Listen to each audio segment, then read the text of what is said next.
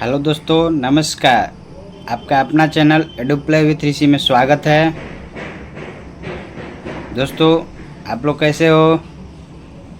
आज दोस्तों देखिए, आज फिर से मैं आप लोगों को टॉप 300 पॉलिटी एमसीक्यू कराने जा रहा हूं। उसका अगला पार्ट लाया हूं। आज छठा सीरीज है, 6 पार्ट आज है आपका।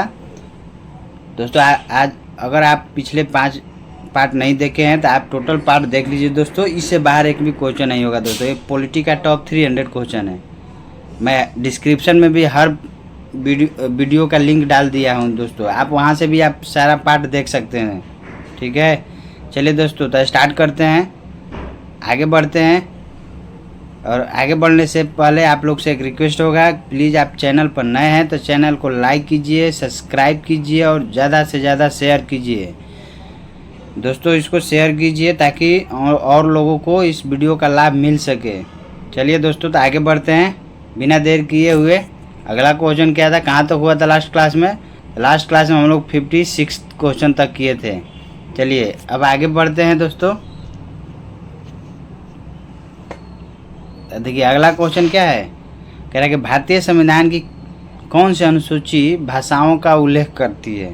भारतीय संविधान की कौन सी अनुसूची भाषाओं का उल्लेख करती है? 57 नंबर क्वेश्चन, कौन सी अनुसूची जो है भाषाओं का उल्लेख करती है? तो देखिए दोस्तों, हमारे संविधान में क्या है, टोटल 22 भाग है। 12 आपका कितना, 22 भाग, 12 अनुसूची और क्या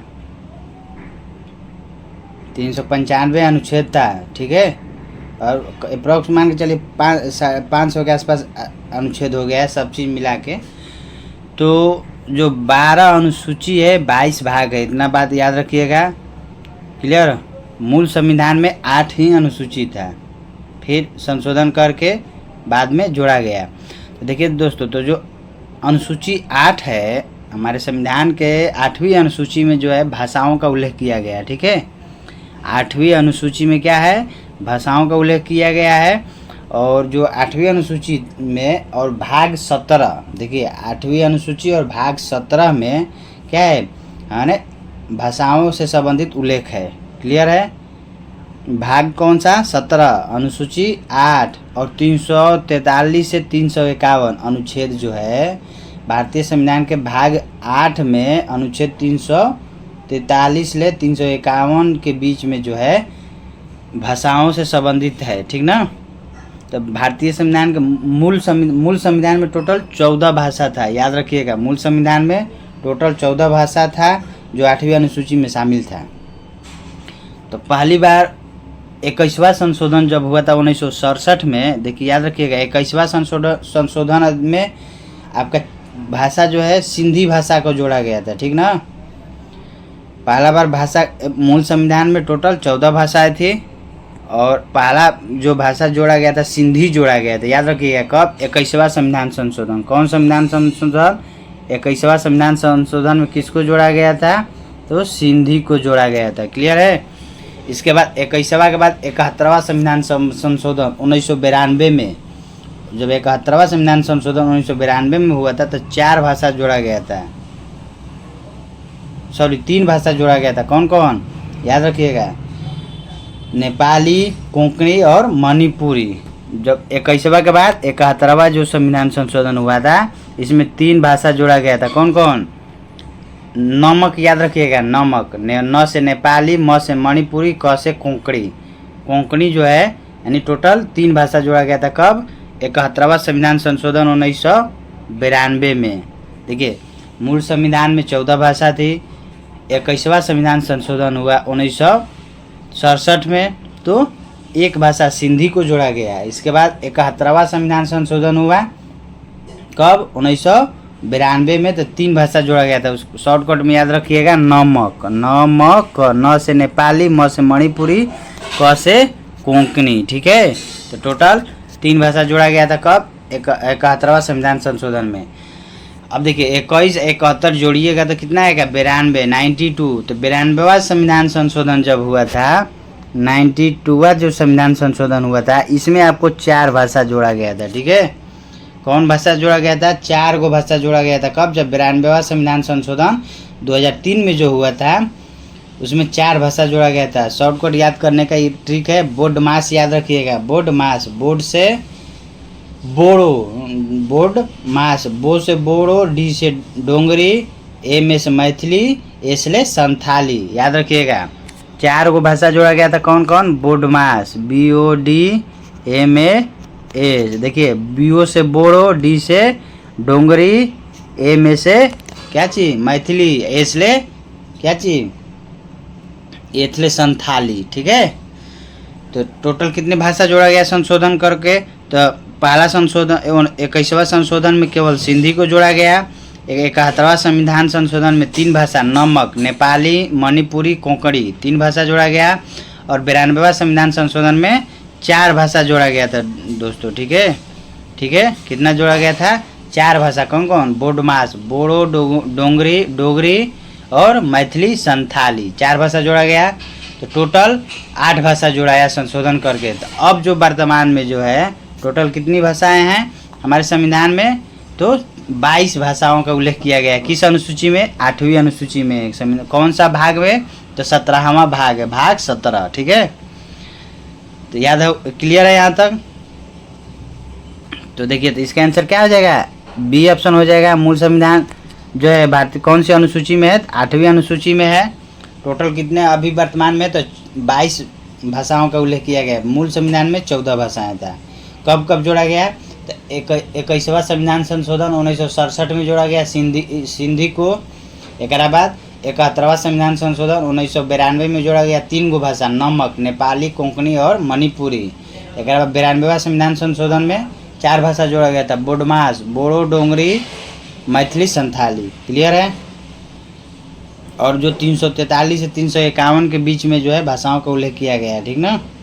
तो 343 में क्या है? राजभाषा हिंदी और लिपि देवनागरी होगी, यह बताया गया है अनुच्छेद 343 में। ठीक है, याद रखिएगा। चलिए तो आगे बढ़ते हैं। नेक्स्ट क्वेश्चन 58 कराए, डॉक्टर राजेंद्र प्रसाद कितने वर्षों तक भारत के राष्ट्रपति रहे? देखिए दोस्तों, अभी तक सबसे ज़्यादा समय तक रहने वाले राष्ट्रपति जो है डॉक्टर राजेंद्र प्रसाद ही हैं। ठीक है, जो 12 वर्षों तक क्या थे? राष्ट्रपति रहे थे। कब से? 26 जनवरी 1950 ले 10 मई 1952 तक थे पहले। इसके बाद 57 यानी आपका कितना 62 तक रहे थे। ठीक ना? राजेंद्र प्रसाद जो है आपका सबसे ज़्यादा समय तक राष्ट्रपति रहे। कितने दिन तक? 12 वर्षों तक रहे थे। टोटल 3 बार शपथ ग्रहण इनका हुआ था। ठीक है, इतना 3 बार में माने 12 वर्षों में इनका 3 बार शपथ ग्रहण हुआ था दोस्तों। ठीक है, राष्ट्रपति का कार्यकाल 5 वर्ष होता है। ठीक, राष्ट्रपति का कार्यकाल कितना होता है? 5 वर्ष होता है। राष्ट्रपति के पद चुनाव अगर है तो मिनिमम आयु कितना होना चाहिए? 35 वर्ष होना चाहिए दोस्तों। तो देखिए, तो जो भारत के राष्ट्रपति थे, देश के प्रथम राष्ट्रपति डॉक्टर राजेंद्र प्रसाद ही थे। क्लियर? देश के प्रथम राष्ट्रपति डॉक्टर राजेंद्र प्रसाद थे, जिनका जन्म कहाँ हुआ था? 3 दिसंबर 1884 ईस्वी को हुआ था, सिवान के जीरादेई गाँव में। ठीक है, याद रखिएगा, 3 दिसंबर 1884 को सिवान के जीरादेई गांव में हुआ था। डॉक्टर राजेंद्र प्रसाद जो है क्या थे? बिहार के रहने वाले थे। और 1917 में जो गांधी जी चंपारण सत्याग्रह चलाए थे, तो उसमें भी इन्होंने सक्रिय भूमिका निभाई थी। ठीक, और एक बार ये जो है कांग्रेस के बॉम्बे अधिवेशन जो हुआ था 1934 में इन्होंने अध्यक्षता की थी। और 1962 में राजेंद्र प्रसाद को भारत रत्न से सम्मानित किया गया था। और इनका निधन जो है 1963 में हो गया था। क्लियर है? तो इसका आंसर क्या हो जाएगा? कितने वर्ष राष्ट्रपति रहे थे डॉक्टर राजेंद्र प्रसाद? तो 12 वर्ष रहे थे। क्लियर? चलिए अगला क्वेश्चन 59 नंबर करा कि सर्वोच्च न्यायालय का न्यायाधीश अपना पद त्याग सकता है। सर्वोच्च न्यायालय के जो न्यायाधीश होते हैं अपना पद त्याग सकता है। किसको? तो सर्वोच्च न्यायालय के जो न्यायाधीश होते हैं जो त्याग पत्र देते हैं किसको? राष्ट्रपति को लिख कर देते हैं। ठीक है, तो त्याग पत्र जो न्यायाधीश हैं किसको? तो राष्ट्रपति को देते हैं। लेकिन मुख्य न्यायाधीश को कौन हटा सकते हैं? तो मुख्य न्यायाधीश को महाभियोग लाकर। ठीक है, महाभियोग, जिसे राष्ट्रपति पर महाभियोग लाया जाता है उसी तरह मुख्य न्यायाधीश पर भी महाभियोग ला के इनको हटा संसद में हटा सकते हैं। ठीक है, लेकिन अन्य जो न्यायाधीश होते हैं टोटल 33 अन्य न्यायाधीश होते हैं सर्वोच्च न्यायालय में, तो ये जो है राष्ट्रपति को अपना पत्र लिखकर त्याग दे सकते हैं। क्लियर? आंसर क्या हो जाएगा? बी ऑप्शन हो जाएगा, राष्ट्रपति। और इन लोगों का जो सर्वोच्च न्यायालय के न्यायाधीश जो होता है कार्यकाल जो है निर्धारित नहीं है, ठीक ना। इनको अगर एज जो है 65 वर्ष हो जाए, मैक्सिमम 65 वर्ष तक रह सकते हैं, उसके बाद नहीं। तो 65 वर्ष पूरा हो जाए या किसी अगर संसद में अगर कोई बिल कोई प्रश्न के उठने पर संसद द्वारा स्थापित संस्था द्वारा इसका निर्धारण करेगी, ठीक ना। सर्वोच्च न्यायालय के मुख्य न्यायाधीश जो हैं राष्ट्रपति को लिखित रूप से, देखिए चीफ जस्टिस जो है राष्ट्रपति को भी लिखित रूप से त्याग कर सकता है, ठीक ना। लेकिन क्या संसद की सिफारिश पर महाभियोग जैसी प्रक्रिया द्वारा ही राष्ट्रपति उनको हटाते हैं, बताए ना। चीफ जस्टिस को संसद द्वारा जो महाभियोग की प्रक्रिया जो लाया जाता है उसी के द्वारा राष्ट्रपति उनको हटा सकते हैं। और भारत के संविधान में 124 से 147 तक जो है सर्वोच्च न्यायालय के गठन, शक्ति, अधिकार के बारे में बताया गया है। किसमें? अनुच्छेद 124 में क्या है? सर्वोच्च न्यायालय के गठन के बारे में बताया गया है। यानी अनुच्छेद 124 से 147 के बीच जो है सर्वोच्च न्यायालय के गठन, शक्ति और अधिकार संबंधी सारा बात है, ठीक है। और जो है आपका 143 जो है सर्वोच्च राष्ट्रपति को अधिकार है कि सर्वोच्च न्यायालय की सिफारिश जो है ले सकते हैं। चलिए दोस्तों नेक्स्ट क्वेश्चन देखते हैं। अगला क्वेश्चन हमारा क्या है? करा कि निर्वाचन आयुक्त 60 नंबर, निर्वाचन आयुक्त को पद से हटाया जा सकता है। देखिए निर्वाचन आयुक्त क्या है? इलेक्शन कमीशन एक होता है, चीफ इलेक्शन कमीशन होता है, और क्या है निर्वाचन आयुक्त भी होते हैं, दो गो अलग से, ठीक है। तो निर्वाचन आयुक्त को कौन हटा सकता है? तो निर्वाचन आयुक्त जो है क्या हटा सकता है पता है? राष्ट्रपति के द्वारा ही हटाया जाता है, और नियुक्ति भी राष्ट्रपति ही करते हैं, ठीक ना। तो निर्वाचन आयुक्त को किसने हटा सकता है? तो राष्ट्रपति हटा सकते हैं, क्लियर। और भारतीय संविधान में जो भाग 15 है निर्वाचन से संबंधित है, अनुच्छेद 324 से 329 के बीच जो है चुनाव आयोग से रिलेटेड है, ठीक ना। कहाँ से कहाँ तक? भाग 15 और अनुच्छेद 324 से 329 तक जो है निर्वाचन से संबंधित उल्लेख किया गया है, ठीक है। भारतीय निर्वाचन के संबंध में जो है कौन दो प्रकार का पद्धति अपनाया जाता है, कौन कौन? एक तो लोकसभा और राज्य विधानसभा का जो चुनाव होता है, क्या होता है? ये भारत का चुनाव आयोग करता है, ठीक ना। लोकसभा एवं राज्य के में विधानसभा चुनाव first past the post system अपनाया जाता है, ठीक है। और राष्ट्रपति, उपराष्ट्रपति, राज्यसभा एवं राज्य विधान परिषद के निर्वाचन हेतु क्या एकल संक्रमणीय अनुपातिक प्रणाली अपनाई जाती है। देखिए भारत में चुनाव की प्रक्रिया दो प्रक्रिया अपनाई जाती है। एक प्रक्रिया है आपका डायरेक्ट, ठीक, first past the post system अपनाया जाता है। दूसरा जैसे राष्ट्रपति हो गया, उपराष्ट्रपति हो गए, राज्यसभा सांसद, राज्य विधान परिषद का सांसद सबका चुनाव के लिए एकल संक्रमणीय अनुपातिक पद्धति अपनाई जाती है, क्लियर है। और निर्वाचन आयोग का गठन मुख्य निर्वाचन आयोग एवं अन्य निर्वाचन आयोगों से किया जाता है, जिसकी नियुक्ति कौन करते हैं? राष्ट्रपति करते हैं, बताएं। और भारत में निर्वाचन आयोग का जो गठन हुआ था कब हुआ था? 25 जनवरी 1950 को, याद रखिएगा। निर्वाचन आयोग का जो गठन हुआ था कब हुआ था? 25 जनवरी 1950 को हुआ था। भारत का निर्वाचन आयोग का गठन 25 जनवरी 1950 को भाग 15 में अनुच्छेद 324 से 329 के बीच में जो है निर्वाचन संबंधी उल्लेख किया गया है, क्लियर है यहाँ तक। तो देखिए क्वेश्चन क्या था दोस्तों कि देखिए दोस्तों क्वेश्चन क्या था? निर्वाचन आयुक्त को पद से हटा सकते हैं, तो कौन बताए? राष्ट्रपति। लेकिन इसमें ऑप्शन है नहीं है। मुख्य निर्वाचन आयुक्त द्वारा, प्रधानमंत्री द्वारा, भारत के मुख्य न्यायाधीश द्वारा, उपयुक्त में से कोई नहीं, तो डी ऑप्शन हो जाएगा, ठीक है। कौन हटाते हैं? राष्ट्रपति हटाते हैं दोस्तों। चलिए अगला क्वेश्चन देखते हैं। 61 नंबर का क्वेश्चन क्या कह रहा है? देखिए कह रहा है 61 नंबर का क्वेश्चन कि राज्यसभा के संदर्भ में निम्नलिखित में से कौन सा कथन सत्य नहीं है। तो देखिए राज्यसभा के बारे में हम आपको पिछले लेक्चर में भी बताए हैं। अगर आप वीडियो नहीं देखे हैं तो जाकर आप वीडियो प्लीज़ देख लीजिए। 5 को पार्ट मैं बना चुका हूँ, ज़्यादा समय का नहीं है, 20 से 25 मिनट का है दोस्तों। आप देख सकते हैं, आप स्पीड बढ़ा के भी देख सकते हैं अगर आपको जल्दी जल्दी देखना है। आप पूरा सीरीज देखिए दोस्तों, एक भी क्वेश्चन पॉलिटी का नहीं छूटेगा। और आप लोग से रिक्वेस्ट होगा चैनल को लाइक कीजिए, सब्सक्राइब कीजिए और ज़्यादा से ज़्यादा शेयर कीजिए दोस्तों, चलिए अगला क्वेश्चन 61 देखते हैं। कह रहे राज्यसभा के संदर्भ में निम्नलिखित में से कौन सा कथन सत्य नहीं है। देखिए क्या कर रहे हैं, राज्यसभा एक अस्थायी संस्था है, इसके 1/3 सदस्य प्रत्येक 2 वर्ष पर रिटायर करते हैं। राज्यसभा का गठन 1958 में हुआ था। अगला क्या है, राज्यसभा के 12 सदस्य राष्ट्रपति द्वारा मनोनीत होते हैं। कह रहे निम्नलिखित में से कौन सा कथन सही नहीं है। तो दोस्तों देखिए, जो राज्यसभा का गठन कब हुआ था, राज्यसभा का गठन हुआ था 1952 में, आपको बताया था मैं पिछले लेक्चर में। यहाँ क्या कर रहा है 1958, तो आंसर क्या हो जाएगा, आंसर हो जाएगा सी ऑप्शन जो है गलत स्टेटमेंट है। ठीक है, बाकी सब सही है। राज्यसभा का एक अस्थायी सदन है। राज्यसभा का गठन 1952 में हुआ था, 3 अप्रैल गठन 3 अप्रैल 1952 में हुआ था। और टोटल 12 को जो सदस्य थे राष्ट्रपति द्वारा क्या होते हैं, मनोनीत किए जाते हैं। राज्यसभा के सदस्यों का कार्यकाल जो होता है, सदस्यों का कार्यकाल 6 वर्ष होता है, लेकिन प्रत्येक 2 वर्ष पर 1/3 सदस्य क्या होता है, रिटायर होते हैं। लेकिन अगर कहेगा राज्यसभा का कार्यकाल कहेगा दोस्तों, तो इसका कोई समय सीमा नहीं है। ये क्या होता है, कभी विघटित नहीं किया जाता है। लेकिन राज्यसभा के सदस्यों का कार्यकाल कहेगा तो कहेंगे 6 वर्ष है। ठीक है, राज्यसभा के सदस्य होने के लिए योग्यता मिनिमम आयु कितना होना चाहिए, 30 वर्ष बता दिए थे। लोकसभा के लिए 25 वर्ष। क्लियर है।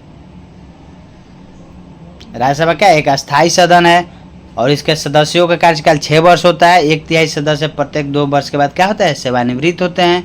राज्यसभा में अधिक से अधिक सदस्यों की संख्या कितनी है, 250 है। ठीक, और देखिए आपका राज्यसभा का सदस्य जो है चंडीगढ़, अंडमान निकोबार, दादरा नगर हवेली, दमन द्वीप, ये लक्षद्वीप, ये सब क्या है, राज्यसभा का प्रतिनिधित्व नहीं करती हैं। वर्तमान में राज्यसभा में सदस्यों की संख्या कितनी है, 245 है, जिसमें 12 सदस्य जो है राष्ट्रपति द्वारा मनोनीत किए जाते हैं। क्लियर है। राज्यसभा के सदस्य जो है, केवल राज्यसभा जो है उपस्थित तथा मतदान देने वाले सदस्यों के कम से कम 2/3 सदस्य क्या है, बहुमत से अखिल भारतीय। हाँ देखिए दोस्तों, यूपीएससी जो अखिल भारतीय सेवाओं का सृजन या उत्साधन करना है, तो यह केवल राज्यसभा में ही पारित होता है। क्लियर, जिस पर संसद कानून बना सकते हैं अनुच्छेद 312 के तहत, याद रखिएगा ये बात को। चलिए अगला क्वेश्चन देखते हैं। 62 नंबर क्या है, कहे कि योजना किस सूची में वर्णित है, योजना किस सूची में वर्णित है। तो देखिए दोस्तों, योजना जो होता है ये आपका केंद्र सरकार भी बनाता है और राज्य सरकार भी बनाता है। तो क्या है, दोनों बनाता है। राज्य के लिए केंद्र भी बनाता है और केंद्र के लिए तो खुद बनाता ही बनाता है। तो जो योजना जो है किस सूची में आता है, समवर्ती सूची में आता है। देखिए दोस्तों, समवर्ती सूची जो है याद रखिएगा, स से समवर्ती, स से 7, यानी समवर्ती सूची जो है हमारे संविधान के 7वीं अनुसूची में जो है वर्णित है। क्लियर है। समवर्ती सूची किसमें है, 7वीं अनुसूची में है। क्लियर। और समवर्ती सूची उसको कहते हैं जिसको क्या है, वैसे विषय जिस पर क्या है, संसद और राज्य का विधानमंडल दोनों क्या कानून बना सकता है। ठीक है। देखिए सूची 3 तरह के हैं मेनली, राज्य सूची, केंद्र सूची और समवर्ती सूची। यानी केंद्र सूची को संघ सूची भी बोलते हैं। संघ सूची, राज्य सूची, समवर्ती सूची। संघ सूची केवल केंद्र सरकार ही उस पर कानून बना सकती है। राज्य सूची राज्य सरकार कानून बनाती है। समवर्ती सूची केंद्र सरकार भी कानून बना सकती है और राज्य सरकार भी बना सकती है, दोनों। लेकिन अगर दोनों के कानून में विवाद हो जाए तो केंद्र सरकार का जो कानून होगा वही प्रभावी होता है। क्लियर है यहाँ तक। तो देखिए, तो समवर्ती सूची में क्या होता है, केंद्र और राज्य दोनों बनाती है। अगर दोनों में टकराव होता है तो केंद्र सरकार वाला जो सूची नियम होता है वही कानूनी माना जाता है, प्रभावी होता है। समवर्ती सूची संविधान का अनुच्छेद 7 में वर्णित है। क्लियर। अब देखिए, तो समवर्ती सूची में टोटल 52 विषय हैं। ठीक है, वर्तमान में समवर्ती सूची में टोटल कितना विषय है, 52 विषय है, 52। और मूल संविधान में कितना था, 47 विषय था। मूल संविधान में समवर्ती सूची में कितना था, 47 विषय था। अभी वर्तमान में कितना है समवर्ती सूची में, देखिए समवर्ती सूची में आपका है 52 है वर्तमान में। राज्य सूची में कहेगा तो राज्य सूची में कितना था, अभी वर्तमान में 59। ठीक है। अब पूर्व में कितना था, पूर्व में था 47 था। राज्य सूची कितना है, वर्तमान में 59 है, पूर्व में कितना था, 66 था। ठीक है। सॉरी ये समवर्ती सूची का ये है आपका डाटा, याद रखिएगा। संघ सूची में क्या है, संघ सूची में जो है आपका वर्तमान में कितना विषय है, 98 विषय है, ठीक है। कितना है, 98 विषय है। मूल में कितना था, 97 था, याद रखिएगा। क्लियर है। तो देखिए दोस्तों, अब है कि कुछ देखते हैं कि समवर्ती सूची में कौन कौन विषय आता है। तो याद रखिएगा, समवर्ती सूची में राष्ट्रीय जलमार्ग, परिवार नियोजन, जनसंख्या नियंत्रण, समाचार पत्र, कारखाना, शिक्षा, आर्थिक तथा सामाजिक योजना, वन, ये सब क्या है, समवर्ती सूची में आता है। देखिए मेन याद रखिएगा, शिक्षा किस में आता है, समवर्ती सूची में। वन किस में अच्छा आता है, समवर्ती सूची में। कारखाना किस में आता है, समवर्ती सूची में। परिवार नियोजन, समवर्ती सूची। जनसंख्या नियंत्रण, ये सब किस में आता है, समवर्ती सूची में। क्लियर है। अब राज्य सूची में क्या होता है कि जिन विषयों पर केवल क्या है, राज्य कानून बनाता है, राज्य का विधानमंडल कानून बनाता है, तो उसको राज्य सूची बोलते हैं। लेकिन कुछ विशेष परिस्थिति में भी राज्य के लिए केंद्र सरकार कानून बनाता है दोस्तों। क्लियर है। कुछ विशेष परिस्थिति में, ठीक ना। जैसे राष्ट्रपति शासन लागू हो गया, तो उस परिस्थिति में केंद्र सरकार ने राज्यों के लिए कानून बना सकता है। तो देखिए राज्य सूची में कौन कौन सा विषय आता है, तो वर्तमान में 59 विषय है। देखिए लोक सेवा हो गया, कृषि हो गया, कारागार यानी जेल, ये सब क्या हो गया, राज्य सूची का विषय। भू राजस्व, पुलिस, स्वास्थ्य, स्थानीय शासन, लोक व्यवस्था, ये सब क्या है, राज्य सूची का विषय है। आपको ये कैसे याद करेंगे, आप थोड़ा सोचिएगा कि राज्य स्तर पर क्या क्या होता है। देखिए लोक सेवा हो गया, कृषि हो गया, कारागार जेल हो गया, भू राजस्व, लोक व्यवस्था, पुलिस, स्वास्थ्य और स्थानीय शासन, ये सब क्या है, राज्य सूची का विषय है। क्लियर। अब देखिए संघ सूची का विषय देखेंगे, आपका संघ सूची का विषय। तो संघ सूची में वर्तमान में 98 विषय है और मूल में 47 था। संघ सूची में जो क्या भारत सरकार बनावे कानून, जैसे रक्षा हो गया, विदेश हो गया, युद्ध हो गया, अंतर्राष्ट्रीय संधि, अणुशक्ति, सीमा शुल्क, जनगणना। देखिए जनगणना हो गया किसका, संघ सूची का। लेकिन जनसंख्या नियंत्रण समवर्ती सूची का। रेल, वायु, जल परिवहन, ये सब किसका हो गया, संघ सूची का विषय है। क्लियर। चलिए तो अगला क्वेश्चन देखते हैं, इसका आंसर क्या हो जाएगा। योजना किस सूची के संबंधित है, तो समवर्ती सूची के से संबंधित है। क्लियर। चलिए अगला क्वेश्चन 63 नंबर, कि सूचना का अधिकार भारत में निम्नलिखित में से किस एक को छोड़कर सभी राज्यों और केंद्र शासित क्षेत्रों में प्रयुक्त किया जा सकता है। कह सूचना का अधिकार जो है भारत में निम्नलिखित में से किस एक को छोड़कर सभी राज्य और केंद्र शासित प्रदेशों में किया जाता है। ये देखिए दोस्तों, पहले क्या था, सूचना का अधिकार जो था जम्मू कश्मीर में आपका लागू नहीं था, बाकी सब जगह था। लेकिन अब क्या है, जब आपका 31 अक्टूबर 2019 को जम्मू कश्मीर और लद्दाख जो पुनः गठन अधिनियम आया था, उसके बाद क्या हुआ, ये RTI एक्ट या कोई भी एक्ट है, ऑल इंडिया जम्मू कश्मीर में भी लागू है, हर जगह लागू है। ठीक है। तो अब इस क्वेश्चन का कोई अस्तित्व नहीं है। ये जो था आपका 2019 से पहले का क्वेश्चन था। ठीक। अब जो है सूचना का अधिकार पूरा भारत में लागू है। ठीक है। जम्मू कश्मीर में भी लागू है। तो सूचना का अधिकार जो था आपका 2005 में भारत सरकार का एक अधिनियम है। ठीक है। राइट टू इंफॉर्मेशन, RTI जिसको हम लोग कहते हैं, फुल फॉर्म हो गया राइट टू इंफॉर्मेशन। ये का फुल फॉर्म क्या होता है, राइट टू इंफॉर्मेशन। ये जो सूचना का अधिकार है 2005 में आया था। ठीक है। और ये जो है आपका कब आया था, 2005 में। क्लियर।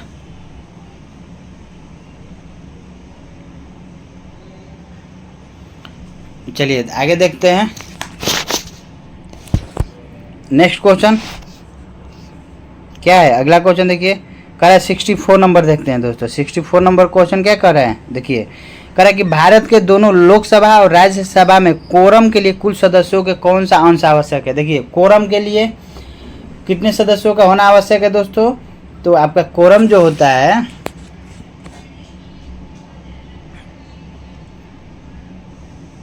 अभी हम लोग कहाँ थे, RTI एक्ट तो अभी बता दिए ना, RTI एक्ट जो है। हाँ चलिए नेक्स्ट क्वेश्चन, इसका क्या आंसर था? आरटीआई वाला कहाँ लागू नहीं था? तो ये देखिए दोस्तों 2019 से पहले जम्मू कश्मीर में लागू नहीं था, लेकिन अब जो है जम्मू कश्मीर में भी लागू हो गया है। नेक्स्ट क्वेश्चन देखते हैं कि कह रहा है कि भारत के दोनों लोकसभा और राज्यसभा में कोरम के लिए कुल सदस्यों का कौन सा अंश आवश्यक है? तो देखिए दोस्तों कोरम के लिए टोटल सदस्यों का 1/10 भाग क्या हो जाएगा? कोरम के लिए कितना आवश्यक है? 1/10 भाग आंसर, ठीक है, बी ऑप्शन होगा। तो भारत के संविधान के अनुच्छेद 189(3) के अनुसार जो भी है आपका कि विधानमंडल अथवा मंडल में जो भी सदस्य होते हैं, सदस्यों की गणपूर्ति के लिए टोटल सदस्यों का 1/10वां भाग आवश्यक है, ठीक है। गणपूर्ति के अभाव में क्या होता है? सदन स्थगित भी कर दिया जाता है, निलंबन कर दिया जाता है। अगर गणपूर्ति, अगर इन टोटल सदस्यों का 1/10 भाग नहीं रहेंगे सदन के कार्यवाही में, तो सदन निलंबित स्थगित कर दिया जाता है। क्लियर? और जो भारतीय संविधान का अनुच्छेद 100 में क्या है? संसद के गणपूर्ति का उल्लेख किया गया है। किस अनुच्छेद में? तो अनुच्छेद किस में? 100 अनुच्छेद 100 में गणपूर्ति की बात कही गई है। 1/10 भाग टोटल सदस्यों का 1/10 भाग जो है गणपूर्ति के लिए क्या है? आवश्यक है, ठीक है। अगर किसी समय कोरम न हो यानी गणपूर्ति पूरा न हो तो अध्यक्ष अथवा सभापति को क्या होता है? कार्य करने वाला जो व्यक्ति होता है वह यह उनका कर्तव्य होता है कि वह सदन को क्या कर सकते हैं? स्थगित कर दे या उसको तब तक निलंबित करेंगे जब तक कि उसका कोरम पूरा नहीं होता है। क्लियर है? चलिए तो अगला क्वेश्चन देखिए, इसका आंसर क्या हो जाएगा? इसका आंसर हो जाएगा बी ऑप्शन 1/10। क्लियर? 65 नंबर देखते हैं क्वेश्चन क्या कह रहा है। कह रहा है कि संसद द्वारा पास किया हुआ विधेयक तभी एक नियम कानून बन पाता है जब उसे निम्नलिखित में से किसने पास किया हो। तो देखिए दोस्तों, जब भी संसद में कानून बनता है, जो भी विधेयक पेश होता है, वह कानून तभी बनता है जब तक कि उस पर राष्ट्रपति अपना हस्ताक्षर नहीं कर दें। क्लियर?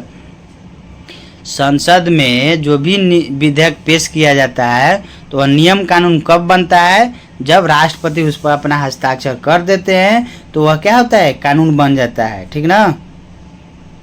और कुछ विशेष प्रकार संसद में कुछ विशेष प्रकार के विधेयक को प्रस्तुत करने के लिए राष्ट्रपति को पूर्व में अनुमति भी लिया जाता है। जैसे धन विधेयक हो गया। धन विधेयक में क्या है? राष्ट्रपति की अनुमति के बिना पेश नहीं किया जाता है संसद में, ठीक ना। एक बात है कि जब राष्ट्रपति उस पर पहले अनुमति दे चुके हैं तो उसको पुनर्विचार के लिए लौटा नहीं सकते हैं, वापस नहीं भेज सकते हैं। और अनुच्छेद 111 के अनुसार क्या है? जो संसद के दोनों सदनों में जो विधेयक पारित होता है तो राष्ट्रपति जो है क्या है? उसको अनुमति देता है या अनुमति नहीं दे सकता है या पुनर्विचार के लिए भेज सकते हैं, यह इनके पास शक्ति है, ठीक है। किसके तहत? अनुच्छेद 11 के तहत।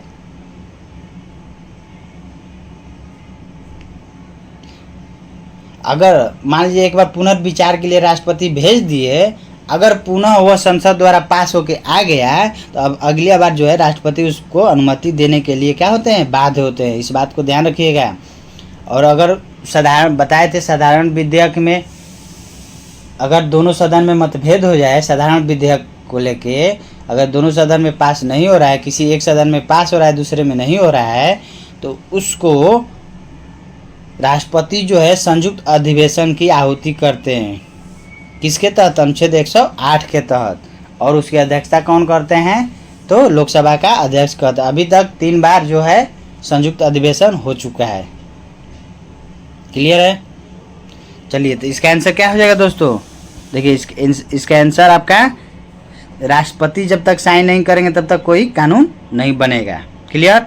चलिए नेक्स्ट क्वेश्चन 66 नंबर देखते हैं। कह रहा है भारतीय संविधान के अंतर्गत निम्नलिखित में से कौन सा भारतीयों का मूल अधिकार नहीं है? कह रहा है भारतीय संविधान के अंतर्गत निम्नलिखित में से कौन सा भारतीयों का मूल अधिकार नहीं है। देखिए दोस्तों, बताए थे आपको अनुच्छेद 15, 16, 19, 29, 30, ये 5 वो जो अनुच्छेद है, मौलिक अधिकार जो है केवल भारतीयों को प्राप्त है, ठीक है। इसमें से कह रहा है कौन सा जो अधिकार है केवल भारतीयों को मूल अधिकार नहीं है?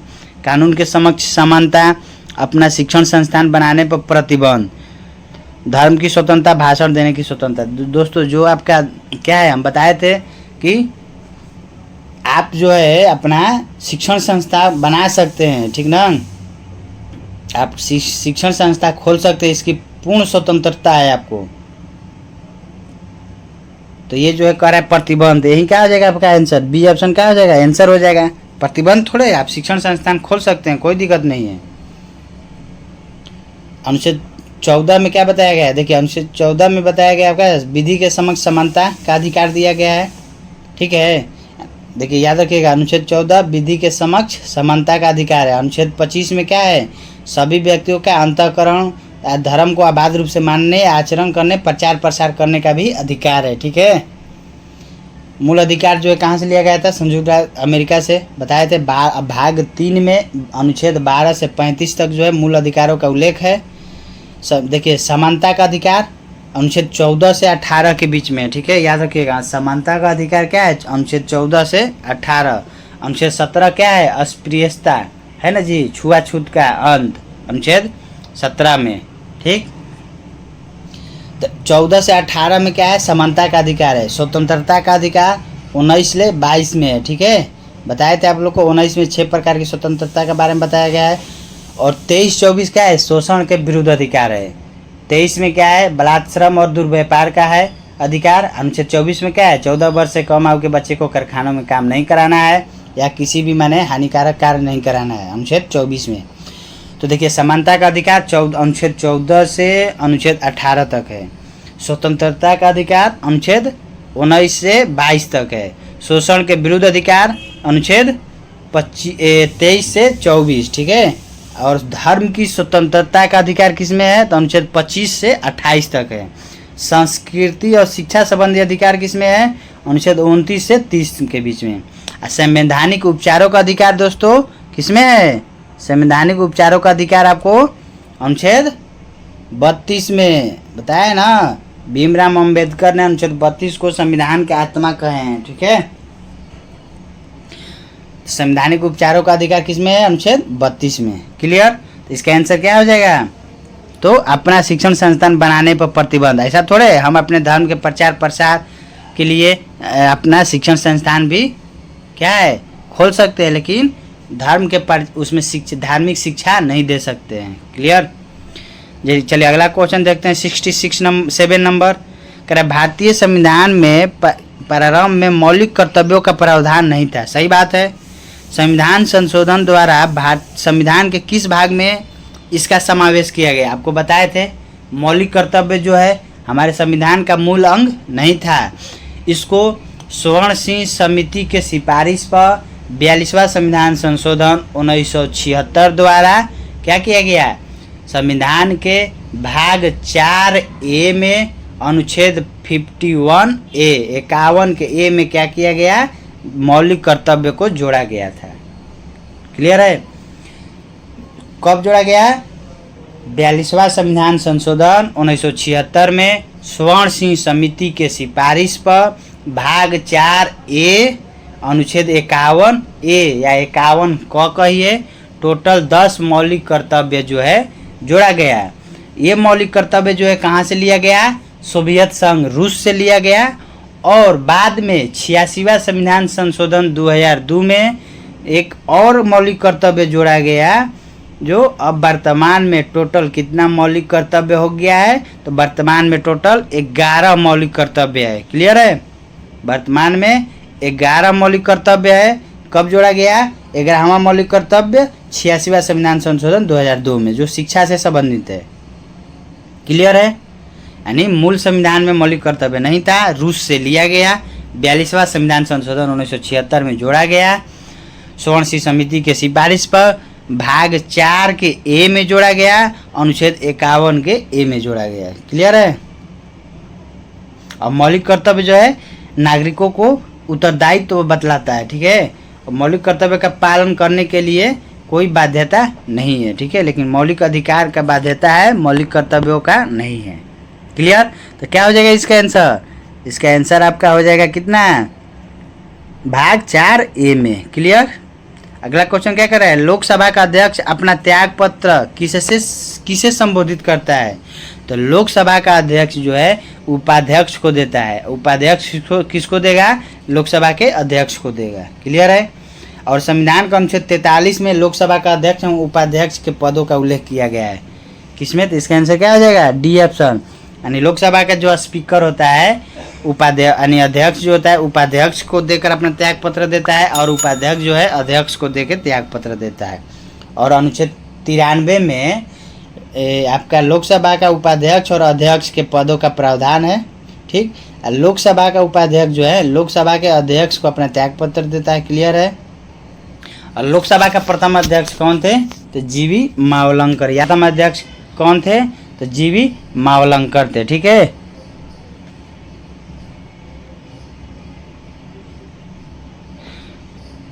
और जो अध्यक्ष होते हैं, मान लीजिए कि जो अध्यक्ष होते हैं तो जब लोकसभा भंग हो जाता है तो अगला लोकसभा का जब तक गठन नहीं होता है तब तक वो अध्यक्ष के पद पर बने रहते हैं। क्लियर है? जब तक अगला लोकसभा का नई लोकसभा का गठन नहीं होता है तब तक वो अध्यक्ष के पद पर बने रहते हैं।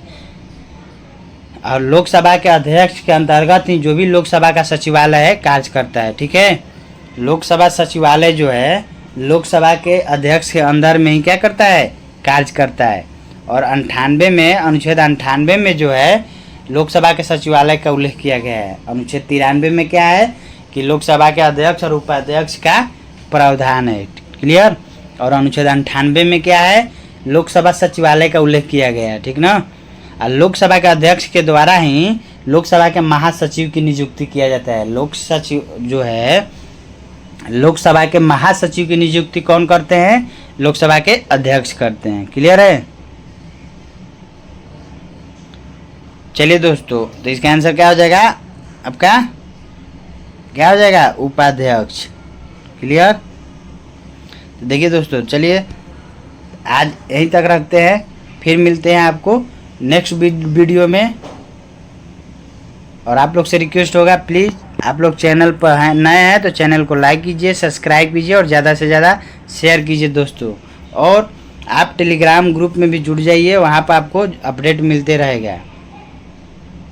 और इस वीडियो के डिस्क्रिप्शन में भी मैं पिछले 5 जो पार्ट बनाया हूँ उसका भी लिंक दे दूँगा। आप टोटल पार्ट देखिए दोस्तों, पॉलिटी का एक भी क्वेश्चन नहीं छूटेगा और हर एग्ज़ाम के लिए ये जो सीरीज है आपका रामबाण साबित होगा। चलिए, तो आज यहीं पर रखते हैं। धन्यवाद।